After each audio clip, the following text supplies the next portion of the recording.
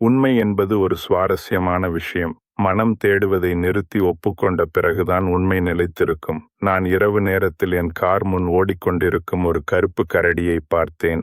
என் மனம் அண்டை பொருள்களை பெற்றுக்கொண்டு அது கரடியை பார்த்தது என்று அறிவித்தது. வேலைக்கு போகும்போது அதே இடத்தில் ஒரு பெரிய கருப்பு கழிவுப்பை மரத்தின் கிளைகளில் சிக்கியிருந்தது.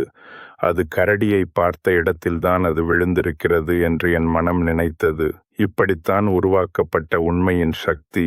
நாம் நம்பிக்கை வைத்து உண்மைகளை நம்புகிறோம், அவை நிலைத்திருக்கும் என்று நம்பி. சூரியன் காலை எழுந்து இரவில் அடைகிறது, பருவம் வருகிறது போகிறது, கடல் கரையை சந்திக்கிறது. இவ்விதமான உண்மை எளிதானது மற்றும் மக்கள் கூட்டத்தின் ஆதரவை பெற்றது. இன்னொரு உண்மை நம்பிக்கையோ சக்தியோ தேவைப்படுகின்றது.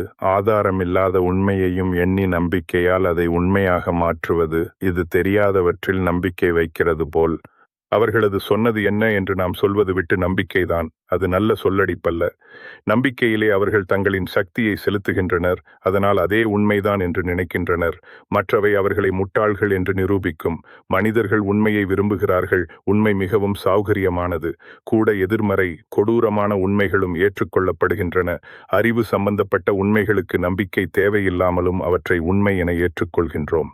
நாங்கள் சிந்திக்க அசைவாயாக இருப்பதால் உண்மை எங்கு இருந்து காப்பாற்றுகிறது. நாம் வேறு காரியங்களை செய்ய முடியும்.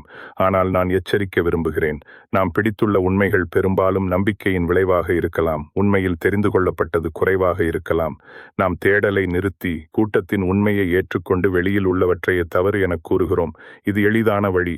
நம்மால் உண்மை நம்முடையது, மற்றவர்கள் தவறு என்று சொல்லுவது. அதே இடத்திற்கு மறுவார்த்தை, உண்மையை பிடிக்காதே, மனதை தளர்த்து விதிகளை ஆராய்ந்து பின்னர் ஒப்புக்கொள். கடுமையான கரடிதான் என்று மறக்காதே.